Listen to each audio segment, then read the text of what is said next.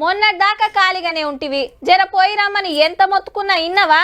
ఇప్పుడు చూడు, అబ్బా ఆయతరం ఛాన్స్ ఉంటే బాగుండు, నాకేమో ఆఫీస్ ఉండే, ఎట్లా చేయాలి? కాక జర లైన్ తగ్గినాక ఫోన్ చేయరాదు, నిలబడు నాతోనైతలేదు. నువ్వు పోయేస్తే కాదా నేనే రావాలనా? తీర్వాటం చేసుకొని పోయేస్తే మాయ అనుకుంటే ఇప్పుడేమో గింత తిప్పలు కాబట్టి ఇగో అంతటా గిట్లనే ఉన్నదట. ఇంతకు దేనికోసం అంటే ఎక్కడిది ఆధార్ సెంటర్లకు తాకుడు దాకిండ్రు. ఆదిలాబాద్కి వెళ్ళి హైదరాబాద్ దాకా, కరీంనగర్కి వెళ్ళి ఖమ్మం దాకా, నిజామాబాద్కి వెళ్ళి నల్గొండ దాకా ఏడ చూసినా ఇంతంత పొడువు లైన్లు. నిలబడలేక చెప్పులు పెట్టిండ్రు కొందరైతే. ఎన్నెల్లేంది ఇయ్యాలనే గింతగనం ఎందుకు వచ్చిండ్రంటే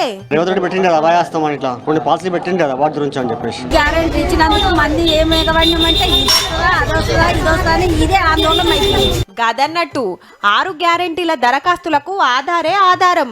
జిరాక్స్ పెట్టాలి తప్పకుండా.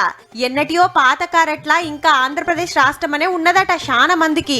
తెలంగాణ పేరు మీద ఉండాలని మార్పించుకుంటానికి వస్తుండ్రు. మేము ఆంధ్రప్రదేశ్ అని ఉన్న ఆధార్ కార్డు మీద తెలంగాణ అంటే 6 గ్యారెంటీల కొరకు తెలంగాణ అని చేయించుకోవడానికి వచ్చినాం సారు. ఇండ్లు మారినా ఇంకా పాత అడ్రస్ ఉన్నోళ్ళు, ఫోన్ నెంబర్లు లింకు చేయనోళ్ళు, పాత ఫోటోలు మార్వనోళ్ళు శితం లైన్లు కట్టిండ్రు సెంటర్ల కాడ.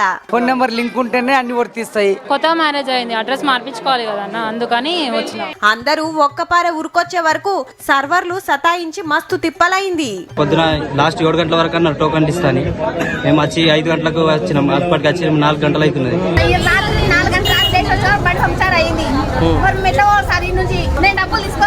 అమ్మో వివరాలు కరెక్ట్ లేకుంటే 6 గ్యారెంటీలు అందాయని బుగులు.